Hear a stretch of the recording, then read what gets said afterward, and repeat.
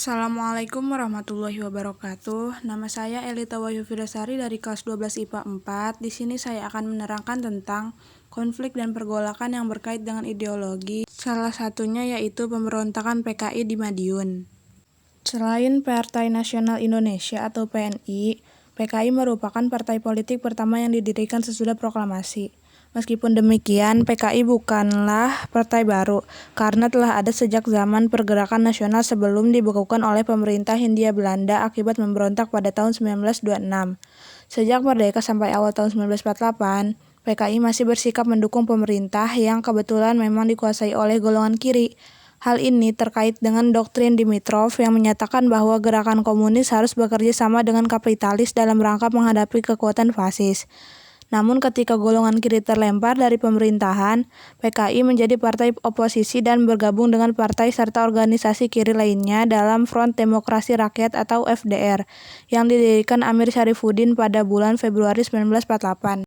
Pada awal September 1948, pimpinan PKI dipegang Musso. Ia membawa berita bahwa doktrin Dimitrov telah diganti dengan doktrin Zhdanov di mana komunis harus bekerja sama dengan golongan nasionalis progresif untuk menghadapi golongan kapitalis borjuis. Musso lalu membawa PKI ke dalam pemberontakan bersenjata yang dicetuskan di Madiun pada tanggal 18 September 1948. Mengapa PKI memberontak? Alasan utamanya tentu bersifat ideologis, di mana mereka memiliki cita-cita ingin menjadikan Indonesia sebagai negara komunis. Berbagai upaya dilakukan oleh PKI untuk meraih kekuasaan. Di bawah pimpinan Musso, PKI berhasil menarik partai dan organisasi kiri dalam FDR bergabung ke dalam PKI. Partai ini lalu mendorong dilakukannya berbagai demonstrasi dan pemogokan kaum buruh dan petani. Sebagian kekuatan-kekuatan bersenjata juga berhasil masuk dalam pengaruh mereka. Musso juga kerap mengeluarkan pernyataan-pernyataan yang mengecam pemerintah dan membahayakan strategi diplomasi Indonesia melawan Belanda yang ditengahi Amerika Serikat.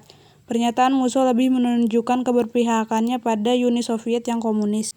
Pemerintah Indonesia telah melakukan upaya-upaya diplomasi dengan Musso, bahkan sampai mengikutsertakan tokoh-tokoh kiri yang lain yaitu Tan Malaka untuk meredam gerak ofensif PKI Musso. Namun kondisi politik sudah terlampau panas, sehingga pada pertengahan September 1948, pertempuran antara kekuatan-kekuatan bersenjata yang memihak PKI dengan TNI mulai meletus. PKI kemudian memusatkan kekuatannya di Madiun. Pada tanggal 18 September 1948, Musso memproklamirkan Republik Soviet Indonesia. Presiden Soekarno segera bereaksi dan berpidato di RRI Yogyakarta. Di awal pemberontakan, pembunuhan terhadap pejabat pemerintah dan para pemimpin partai yang anti-komunis terjadi. Kaum santri juga menjadi korban, tetapi pasukan pemerintah yang dipelopori divisi Siliwangi kemudian berhasil mendesak mundur pemberontak. Puncaknya adalah ketika Musso tewas tertembak. Amir Syarifuddin juga tertangkap. Ia akhirnya dijatuhi hukuman mati. Tokoh-tokoh muda PKI seperti Aidit dan Lukman berhasil melarikan diri. Merekalah yang kelak di tahun 1965 berhasil menjadikan PKI kembali menjadi partai besar di Indonesia sebelum terjadinya peristiwa G30S PKI pada tahun 1965. Ribuan orang tewas dan ditangkap pemerintah akibat pemberontakan Madiun ini. PKI gagal mengambil alih kekuasaan. Dari kisah tadi, apa hal terpenting dari peristiwa pemberontakan PKI di Madiun ini bagi sejarah Indonesia kemudian? Pertama, upaya membentuk tentara Indonesia yang lebih profesional menguat sejak pemberontakan tersebut. Berbagai laskar dan kekuatan bersenjata liar berhasil didemobilisasi atau dibubarkan.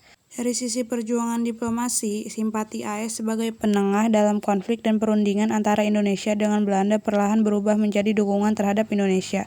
Meskipun hal ini tidak juga bisa dilepaskan dari strategi global AS dalam menghadapi ancaman komunisme. Tetapi hal terpenting lain juga perlu dicatat, bahwa konflik terjadi berdampak pula pada banyaknya korban yang timbul. Ketidakbersatuan bangsa Indonesia yang tampak dalam peristiwa ini juga dimanfaatkan oleh Belanda yang mengira Indonesia lemah, untuk kemudian melancarkan agresi militernya yang kedua pada Desember 1948.